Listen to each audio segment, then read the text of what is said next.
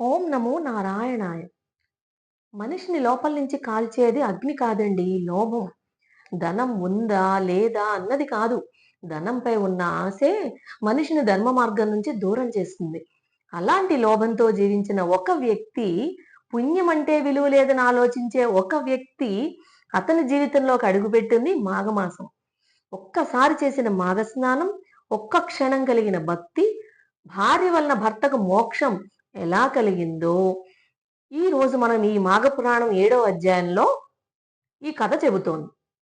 ఈ కథ ఏంటంటే లోబికి కలిగిన మాఘస్నాన ఫలితము. దిలీపుడు వశిష్ఠ మహర్షితోటి పరమేశ్వరుడు పార్వతీతో చెప్పిన పిసినార వృత్తాంతము తెలపమని అడుగుతాడు. అడిగితే వశిష్ఠ మహర్షి ఇలా చెప్తున్నాడు. ఏమంటున్నట్ట పరమేశ్వరుడు? పార్వతి, చాలా కాలం కిందట దక్షిణ ప్రాంతంలో వసంతవాడ అని ఒక పెద్ద నగరం ఉన్నది. అక్కడ బంగారు శెట్టి అని ఒక వైశ్యుడు ఉండేవాడు.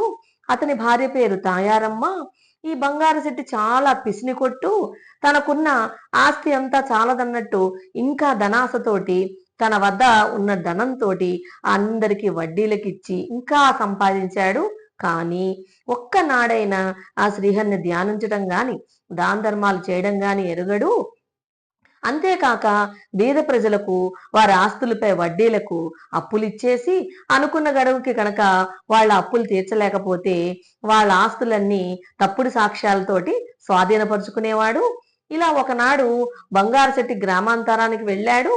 ఆ రోజు సాయంత్రము ఒక ముసలి బ్రాహ్మణుడు బంగారు శెట్టి భార్యను చూసి, తల్లి, నేను ముసలివాణ్ణి, నా గ్రామం వెళ్ళడానికి ఇంకా చాలా దూరం ఉంది, కాబట్టి చీకటి కూడా అయిపోతోంది, ఆకాశంలో మేఘాలు ఉరుకుతున్నాయి తల్లి, చలిగానికి వణికిపోతున్నానమ్మా, మీ ఇంటి వద్ద రాత్రి ఉంటాను, కొంచెం నీకు ఎంతైనా పుణ్యం ఉంటుంది తల్లి, నేను ఒక బ్రాహ్మణ్ణి, ప్రాతకాలం నేను మాఘస్నానం చేసి వెళ్ళిపోతాను అని బతిమలాడతాడు.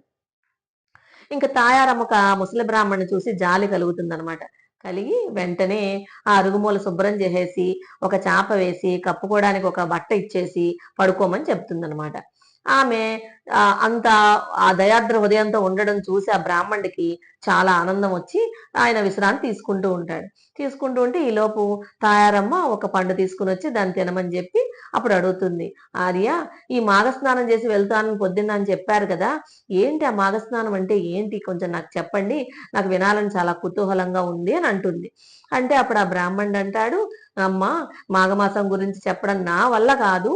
ఈ మాఘమాసంలో నది ఎందు గాని, చెరువు గాని, నూతి ఎందు గాని సూర్యోదయం ద్వారా స్నానం చేసి విష్ణు మందిరానికి వెళ్ళి తులసి దళాలతోనూ పూలతోనూ పూజ చేసి సోమవారి ప్రసాదాన్ని సేకరించాలి.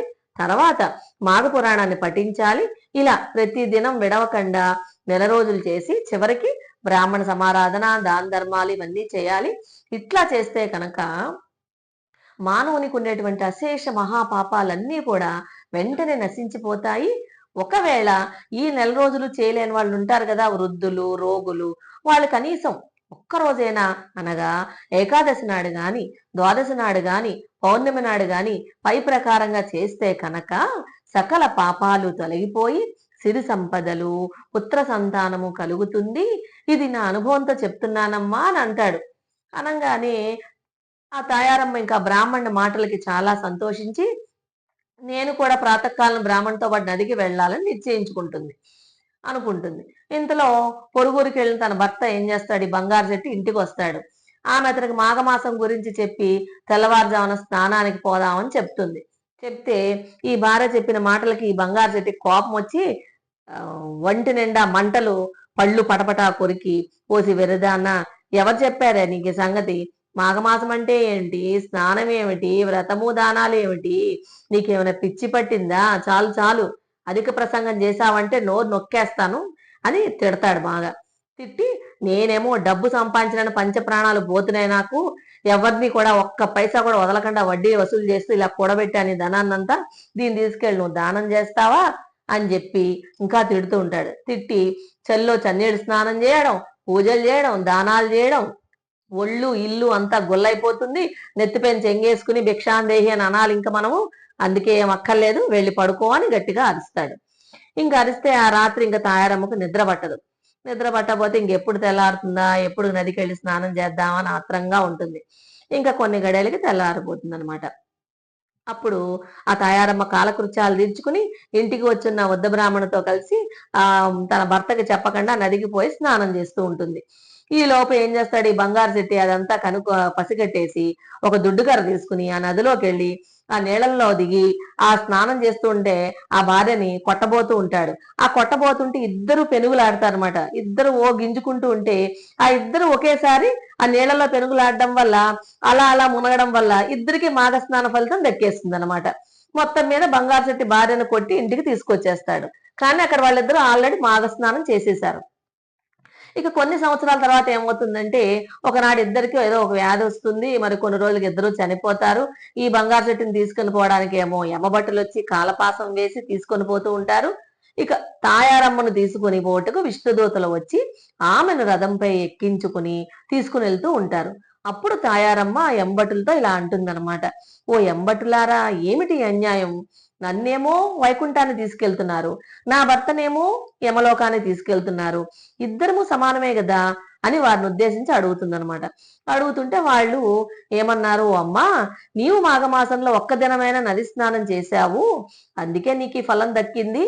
కానీ నీ భర్త అనేక మందిని హింసించి అన్యాయంగా డబ్బులు సంపాదించి అసత్యాలు ఆడి నరకమన్న భయం లేక భగవంతునిపై భక్తి లేక అలా చేశాడు. చేయడం వల్ల అతను యమలోకాన్ని తీసుకొని పోతున్నాము అని యమభటులు పలుకుతారనమాట. అప్పుడు ఆవిడ మరలా వాళ్ళని ఇలా అడుగుతుంది, నేను ఒకే దినమును స్నానం చేసినందువల్ల పుణ్యఫలం కలిగినప్పుడు నన్ను కొట్టుచు నాతో కూడా నా భర్త కూడా నీట మునిగాడు కదా ఆ రోజు, శిక్షించలో ఈ శిక్ష వేయడంలో ఎంత తేడా ఏంటి మా ఇద్దరికి అని అడుగుతుంది అనమాట యమభటుల్ని. అప్పుడు ఆ యమభటులకి ఒక సంశయం కలిగి ఏం తోచక చిత్రగుప్తుని వద్ద కొరికి జరిగిందంతా ఆ వేసిన ప్రశ్న అంతా కూడా చెప్తారు.